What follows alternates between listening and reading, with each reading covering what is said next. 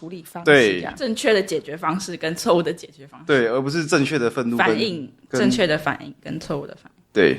而不是应该说愤怒后正确的反应，而愤怒后错误的反应，而不是正确的愤怒，正确的愤怒就是不对，不是没有，就是没有正确的愤怒，愤怒没有分正确跟错误，主要是这样，对，中性的，因为这样的话会有人认为说啊，我在对的事情上愤怒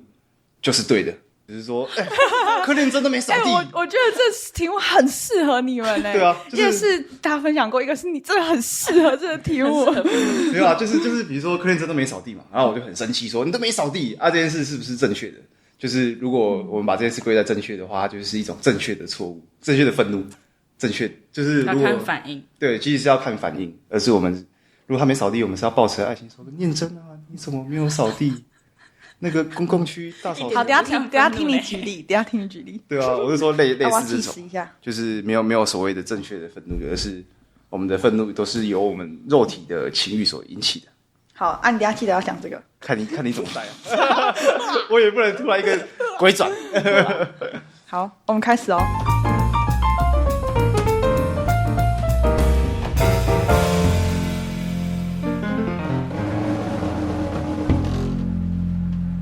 好，哈利路亚！各位青年之夜的朋友，大家平安，我是念真，我是喜德，我是松玉。今天很开心呢，能邀请喜德来参与这次的谈话。那这集呢，其实是几个月前在信义教会的时候，喜德主领的题目。那团契有去听的契员呢，都觉得这个题目很有造就，所以呢，今天就是延伸思考那天的内容，然后分享给青年之夜的听众朋友。那在我们开始今天的谈话之前，想要邀请大家先跟我们一起回想一下，你觉得你是一个容易生气的人吗？我觉得我自己生气是绝对有的，对，你们呢？会很生气，容易，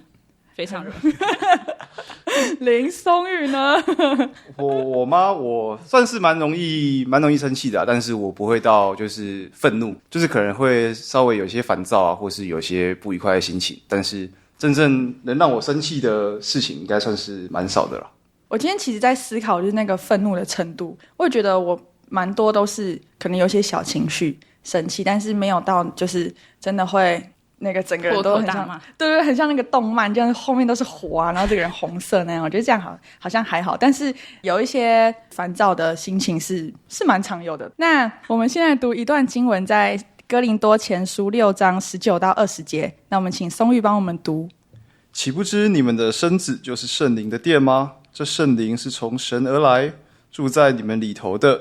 并且你们不是自己的人，因为你们是重价买来的，所以要在你们的身子上荣耀神。阿们。好，那其实这段经文就跟我们说，我们建造的事工呢，比较像是在修筑我们这座属灵的圣殿。那其实我觉得今天的题目我们都还没有提到，这题目还蛮可爱的，它叫做城墙里的警报器，因为就是刚好符合我们这次今年的建造然后圣殿的相关主题。我们刚刚也知道说，在一座坚固的圣殿里面，只有墙壁是不够的，我们要在里面装一个属灵的警报器。然后这个警报器呢，就是愤怒，也是我们今天要来谈的主题。好，其实在普遍的直观下，愤怒算是比较负面的情绪嘛。那我们在几个月前，其实雅各119那一集有简单的提到，就是生气本身不是，应该说生气本身没有对错，只是关键在于我们之后怎么去消化它，还有处理的方式。那今天呢，就是想要听听你们怎么样去诠释愤怒这个情绪。我觉得就是很多人会觉得说生气就是犯罪，但其实以弗所书4章26节就有说到，生气却不要犯罪，不可含怒到日落。也就是说生气本身这件事情是中性的，但是会出问题的通常都是在我们用什么方式去处理怒气。林松玉觉得呢？就是生气这件事情，其实更多的是取决于我们当下的心境啦。比如说我们在愤怒的时候，我们的缘由是什么？比如说我们是在埋怨神，亦或者是我们就是因为一些不公正的事情，然后感到不平。那其实当我们遭遇不公或是被侵犯的时候啊，或是看见罪恶的时候，其实生气这个情绪，它就会提醒我们说啊，你需要反应了，就是我们的体内的一种警报器这样。我觉得情绪一直闷住，然后如果你是一个喜欢把情绪憋起来的人，我觉得到一定程度的时候，其实那个爆炸反应还蛮大的。就是如果没有正常或者是正确的去解决你自己的情绪，或者是认识你的自己的情绪，就是为什么在讲一样的东西？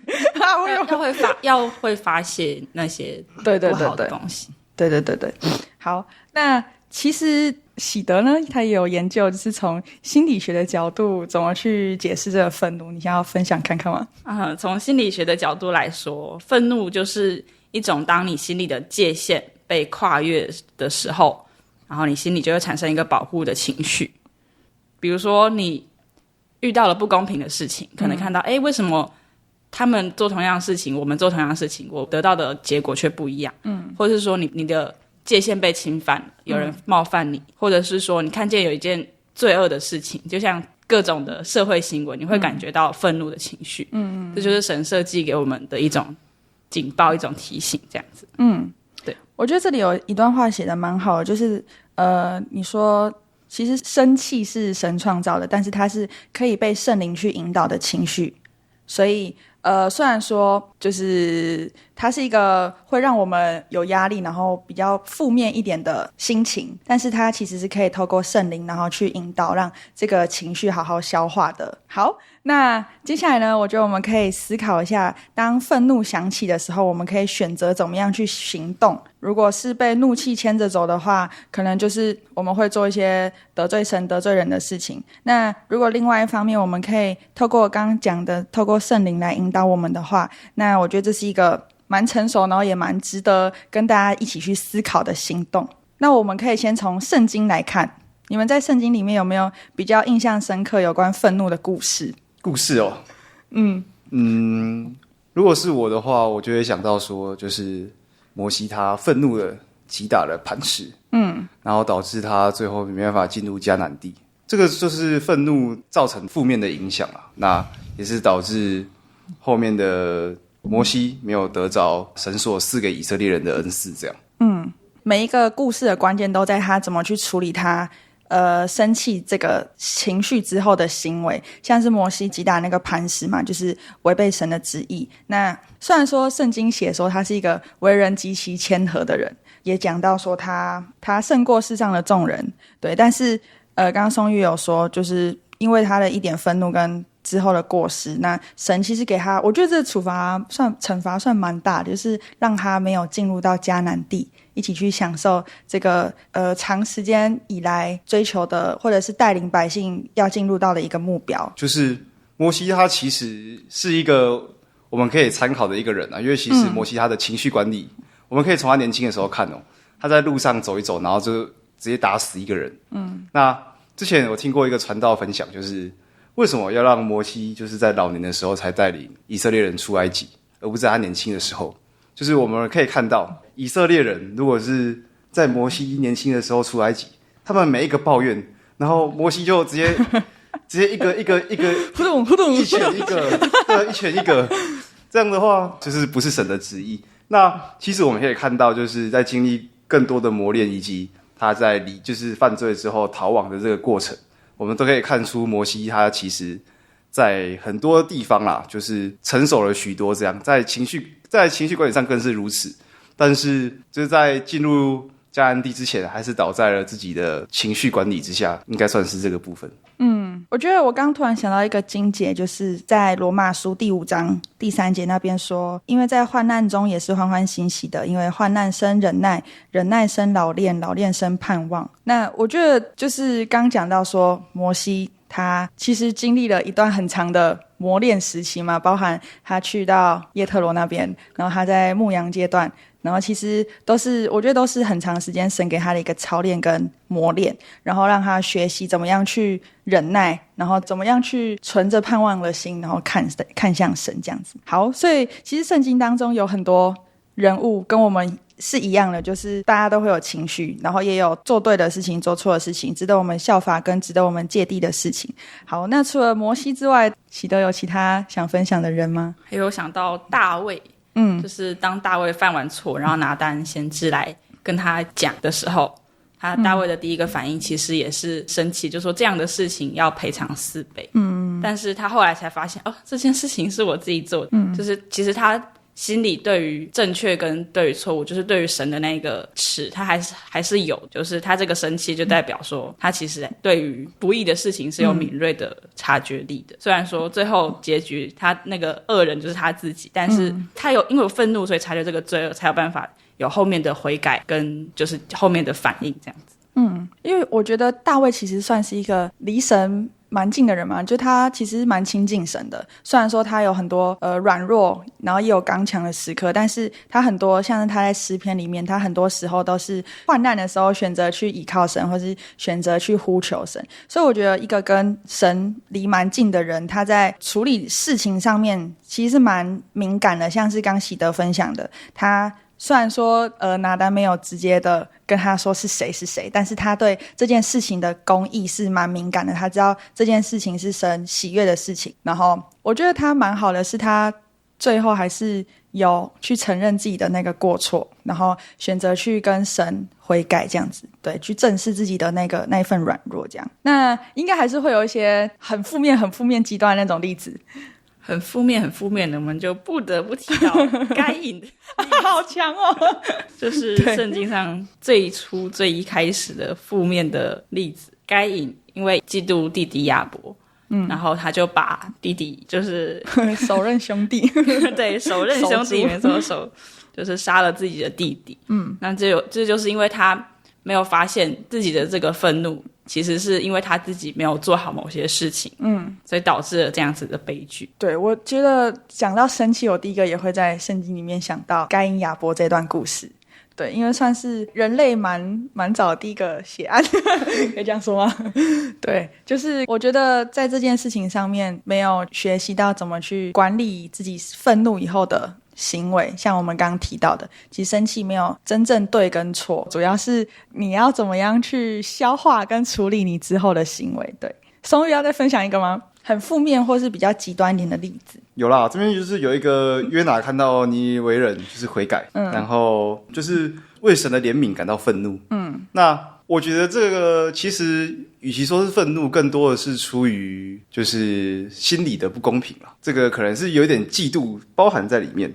然后他其实也不是第一次做这件事情，他其实在最一开始的时候就已经有点不屑于传福音给那些尼尼微人。没错。对啊，所以他就是接二连三的犯下这些错误，其实也展现出他的心态啦，就是他的后续处理其实也是有一些问题这样。就是感觉他是一个蛮比较可能自足中心吗？就是他觉得他的族群意识跟他的内心的比较狭隘一点，是吧？是这样子的解释吗？我觉得可以，但是我觉得这段要卡掉。比较准确的部分应该是那个啦，就是他以为的事情就是要神也要他以为这样。哇，解释的还不错哎。就是说啊，尼尼微人该死，神你就是要降下大火，直接把他们全烧了，这样。对啊。就是他所认为的事情，就是他要神去做的事情。所以他的愤怒可能源自于他想做的事情，但是神没有让他实现，或者是他想做的跟神想做的不一样。他忽略这件事情是有神绝对的主权没错，对。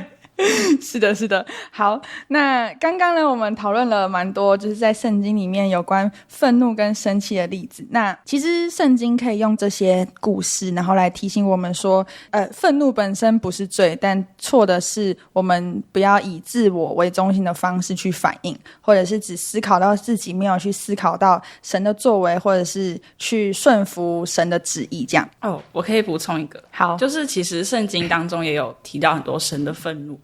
就是比如说像诗篇有提到说神是公义的审判者，又是天天向恶人发怒的神。也就是说我们的生气就是其实也要跟神就是学习，是要对错误的事情有反应。对，不要说看到这件事情觉得事不关己，然后心里就给他心如止水下去，这其实也不是神希望看到。那还有马太福音21章那边有提到耶稣在圣殿里面就看到人家在买卖或者是兑换银钱，也是直接翻桌然后赶人家出去。他不是说温柔的说请你出去好吗，请出去右转，他是一个非常非常激动的反应。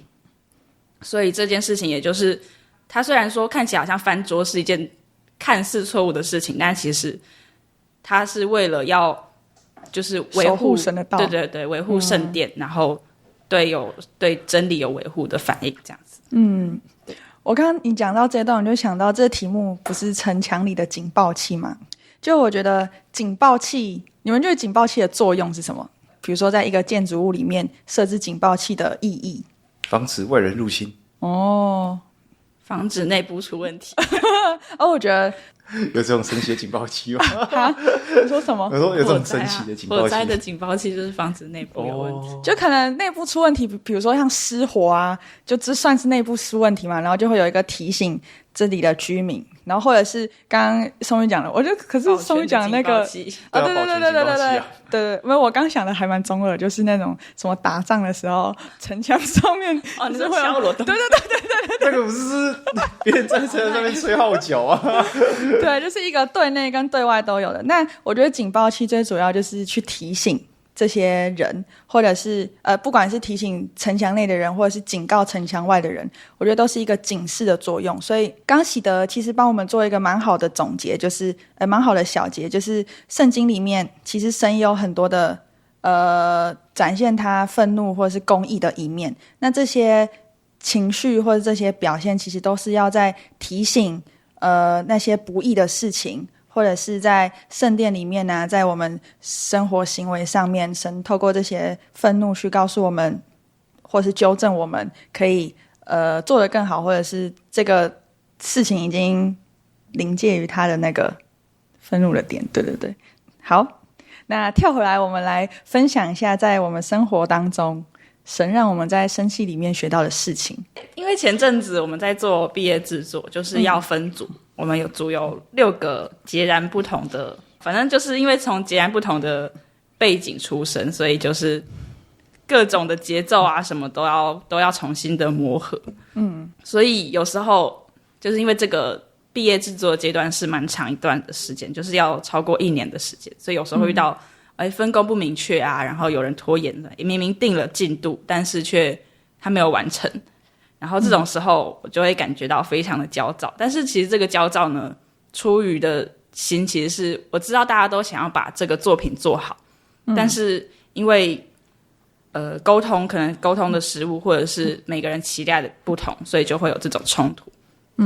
然后我就觉得每次的团队合作开会的时候，就是我最容易心中那个警报器开始作响的时候，而且有时候就是这个怒气就会在我还没有意识到的时候直接出现。你们的开会是线上开，现场开会哦，也有线上，基本上凑不齐人。对，我觉得实体开会的那个火药味还蛮，我自己也觉得实体开会会比较那个。对，就是大家比较有在讨论的时候，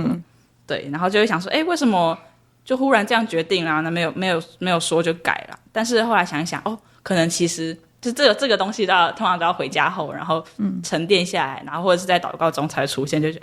其实大家都是想要为了这个作品整个更好，然后大家都在努力，只是表达方式可能跟我不太一样。所以基本上那段时间我就是会祷告，然后跟神说当天的感受。一个月过下来，就是慢慢发现自己有在祷告中慢慢学会，可能开始交托一点，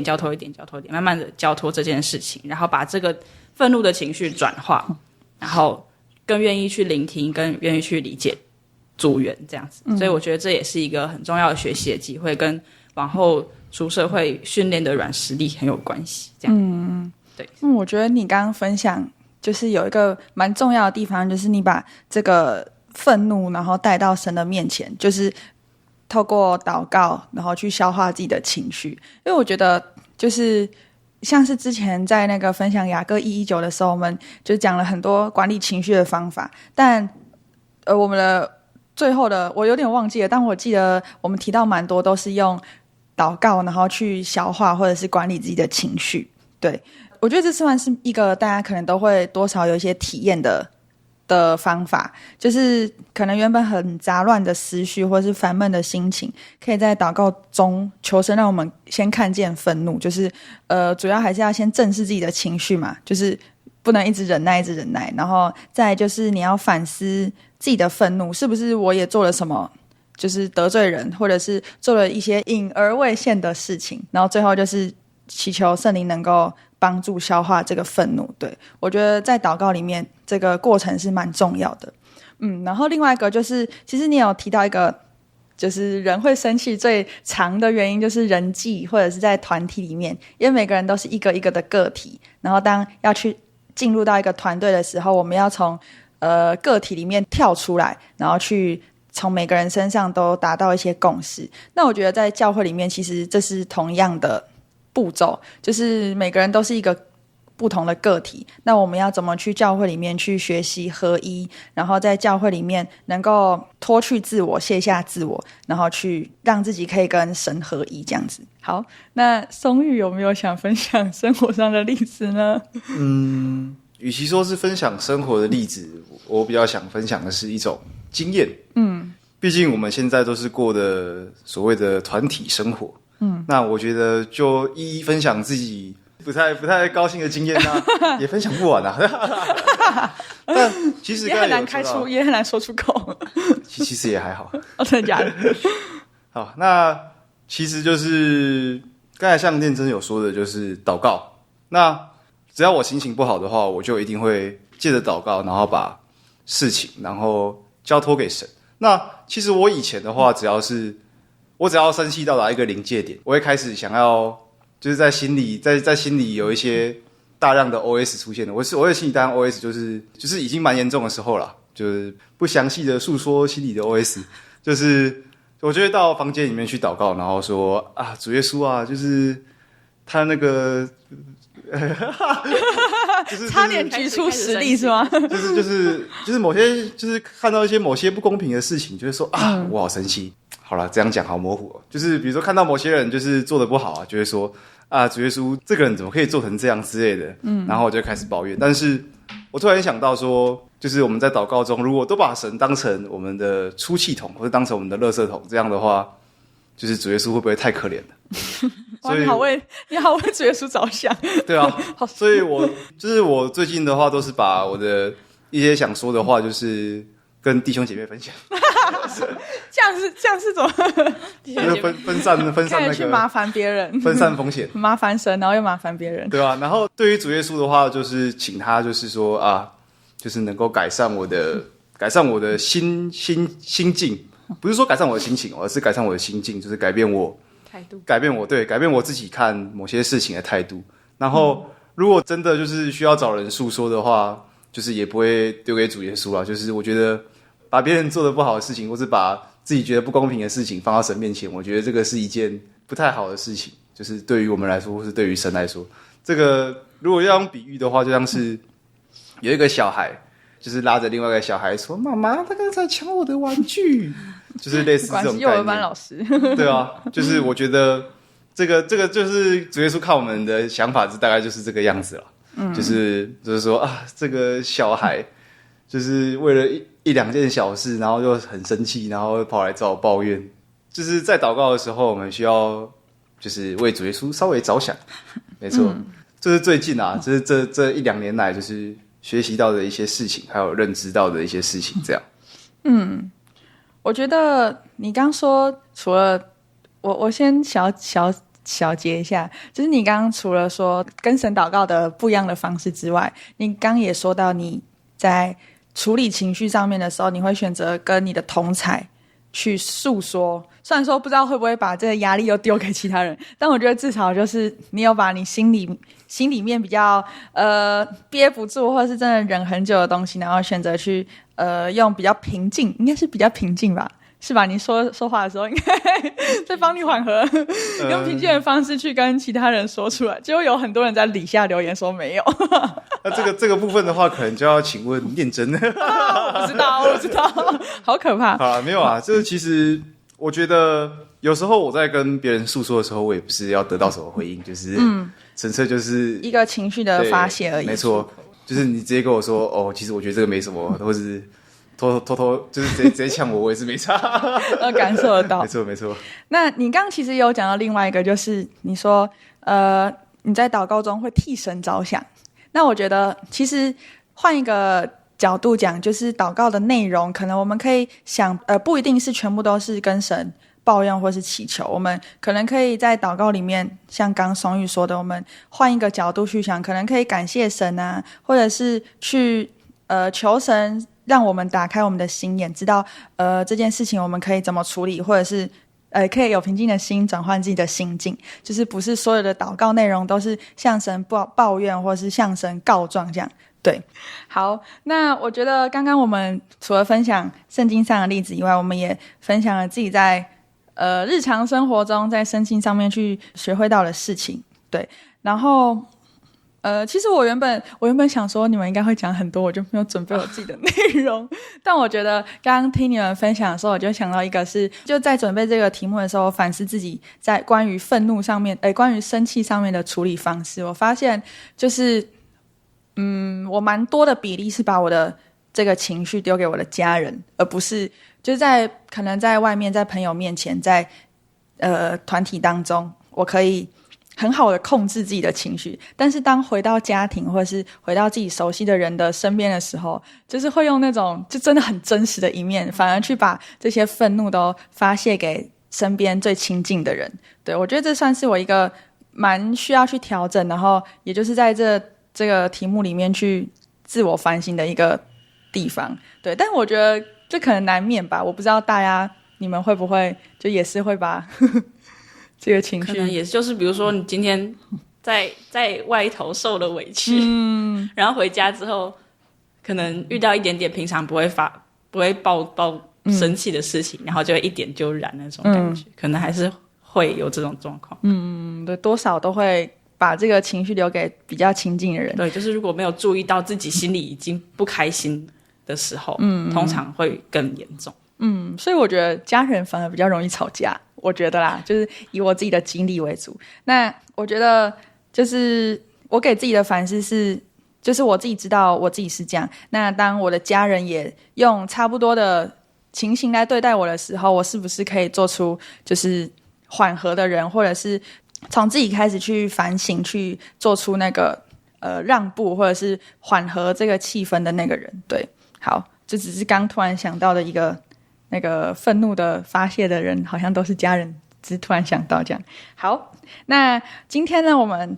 谈话刚刚说谈到了圣经跟自己的生活例子，那我们可以回到一个问题的核心，就是神为什么要创造愤怒，然后并且在这个城墙里面安装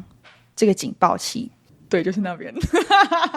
就是神创造愤怒这个警报器，其实就是因为他知道我们生活在这个还不完美还不完全的世界，所以我们在生活中会受伤啊，或者是被冒犯，然后也会看到不公义的事情，所以他让我们有这个愤怒的警报器，就是为了提醒我们说这里出了状况，然后我们要去处理它。那其实除了刚刚喜德讲的以外，就是在圣经里面我们有一个最近非常常听到的经文，就是雅各书的1章19到20节，我们一样请松玉来帮我们读一下。这个经节其实我原本有要讲。好，他这边就是说，我亲爱的弟兄们，这是你们所知道的，但你们个人要快快的听，慢慢的说，慢慢的动怒，因为人的怒气并不成就神的义。那你原本是要分享什么内容？就是我本来想着重分享在20节啦，就是人的怒气并不成就神的义。其实我觉得神的愤怒不能概括到人的愤怒身上。也就是说，其实你要说主耶稣他是情绪的吗？因为神他是万能的，他是全能的，就是我们不能用愤怒来概括他所有的行为。那同时我们也不能把自己的，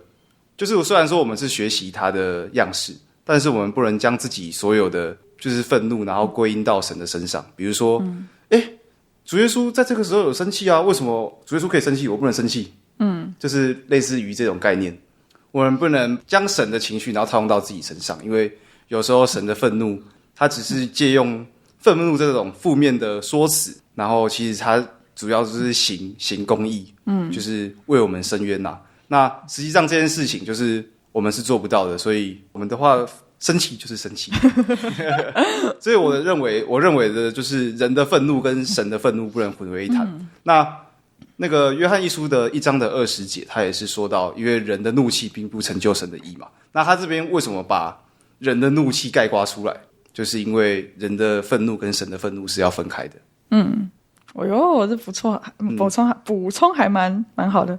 我觉得你刚刚讲的很好的一点是，神的生气是因为他是公义的神，他在行公义，然后但是他同时也有好怜悯的一面，对。但是刚刚松玉有帮我们总结到了一点，对，就是人的怒气跟神的公义是不一样的，对。好，那今天的谈话呢，我们讨论到了神为什么要创造愤怒，然后在这个城墙里面去安装这个警报器。那我们也从圣经的各种人物还有各种例子里面去认识说，其实每个人都不完美，那我们要怎么样去透过圣经里面的故事，然后去给自己有一个警惕，然后去学习他们好的一面。那最后呢，我们也就是大家都分享了自己有关于在生气里面跟神学习到的事情。最后就是当情绪来临的时候呢，我们不用急着去反击，而是要先停下来祷告，然后听听神怎么说。情绪呢，不应该是主导我们，而是引导我们回到神的心意。好，那在我们结束今天的谈话之前，我们就一起同心默祷，奉主耶稣圣名祷告。感谢神，让我们坐在这里聆听你的道理。然后今天我们所讨论的主题是城墙内的警报器，以及神为什么要创造愤怒。愤怒并不是不能拥有，而是需要被辨认、被处理的，也需要被带到你的面前。每一次这种情绪的出现，都代表着我们内心深处的声音，有可能是面对不公义的时候，有可能是面对不公平，或者是自己的底线被侵犯的时候，